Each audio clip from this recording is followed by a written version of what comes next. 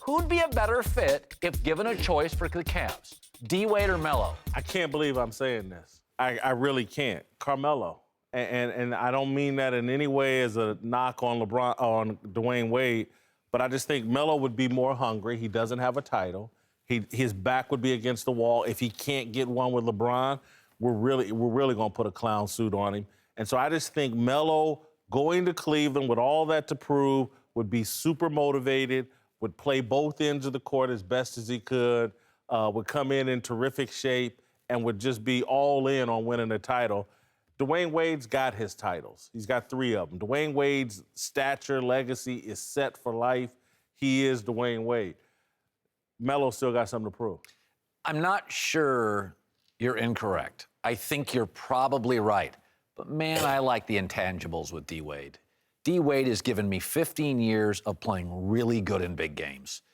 He really has. And I'm telling you, there were times when he was beat up when LeBron was in Miami, and he would play against Indiana or somebody, and I was like, he's just great. Now, he may not be perfect but today's, Melo, you think 6'9", but Melo doesn't shoot threes particularly well. But he shoots them a lot better than Wade.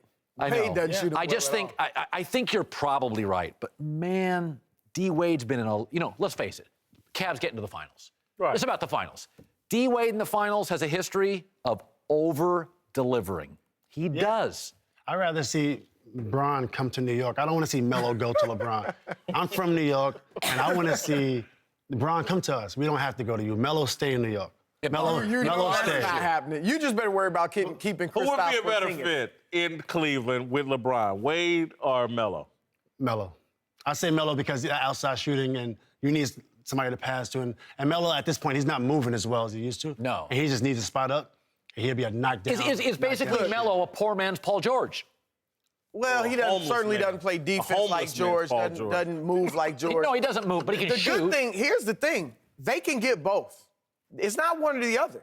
They could get both. If both of them get bought out, they both could easily go to Cleveland. See, I'd rather see both of them go to New York. I'd rather see Wade and Bron go to New York. And Paul George, I need a championship. But there is something to be said, is that Melo's made his money, and his legacy's pretty much intact.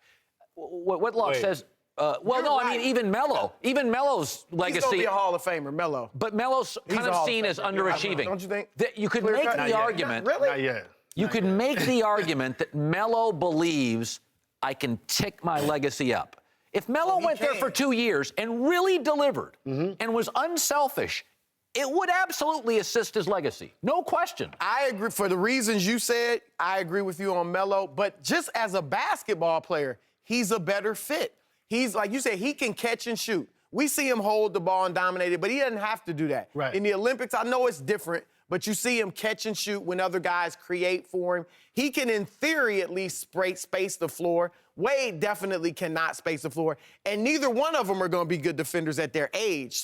And Wade, only one time in the last 6 years has he played 70 games or more. Right. So Melo, in every way, I think is a better fit. You made the point that they could have both of these guys. Yes. And my initial reaction is people in Golden State would be applauding them. Yeah. Send them 2 old guys. Yeah, absolutely. You don't think they want to see them 2 old guys? Look, because here's the thing. They don't have to both start.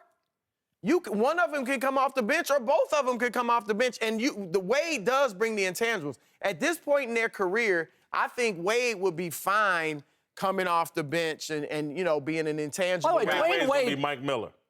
No. If you give the second team to one of those two and you run things through them in the second team, they can still get 15, 16, 18 Well, even this year, Dwyane Wade had a couple of nights. Dwyane Wade had his moments this year when he took over games. I think your point about what Dwyane Wade would do in the postseason would be incredible. But, again, I think when they got to the finals, if I'm Golden State and I got all these in my prime 20-somethings going up against a bunch of 30-somethings, I'm licking my chops. Now, I don't think you have, it's not like you're going to have LeBron, Wade, Melo. Right. And all those guys, Kevin Love, Kyrie. First of all, that's not a bad 5 right there. But they all don't have to be on the court at the same time.